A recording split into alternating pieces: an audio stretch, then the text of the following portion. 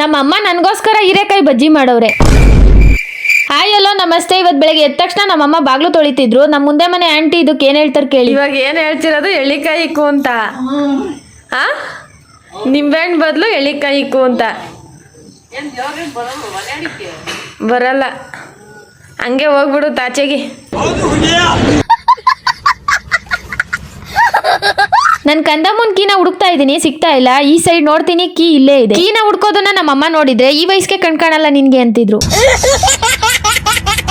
ಈಗಿರೋ ಕಂದಮ್ಮನ್ನ ಈಗ ಮಾಡ್ದೆ. ನೀವೆಷ್ಟು ದಿನಕ್ಕೆ ನಿಮ್ ಬೈಕ್ ನ ತೊಳಿತೀರಾ ಅನ್ನೋದನ್ನ ಕಮೆಂಟ್ ಮಾಡಿ. ದೇವರಿಗೆ ಭಕ್ತಿಯಿಂದ ಪೂಜೆ ಮಾಡಿ ನಮ್ಮಮ್ಮ ಮಾಡಿರೋ ಟೊಮೆಟೊ ಬಾತ್ನ ತಿಂದೆ.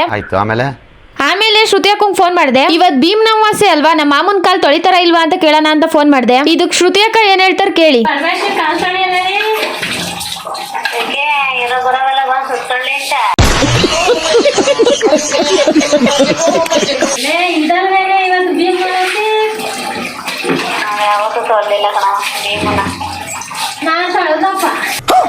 ನಮ್ಮಮ್ಮ ಬಸ್ಲು ಮನೆ ಉಜ್ಜೋದೇ ಆಗದೆ, ಅದ್ ಯಾವಾಗ ನಮ್ಮ ಅಪ್ಪನ ಕಾಲ್ ತೊಳಿತೋ ಏನೋ.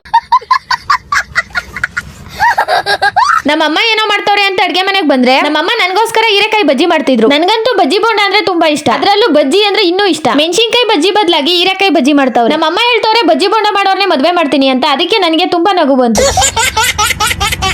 ಈ ಮಳೆ ಯಾವಾಗ ಬರುತ್ತೋ ಏನೋ ಗೊತ್ತಿಲ್ಲ, ಆದ್ರೆ ಇವಾಗ ಬಂದಿರೋ ಮಳೆಯಿಂದ ನನ್ನ ಬಟ್ಟೆ ನೆಂದೋಯ್ತು. ಬರೀ ಇಂತದೆಯ.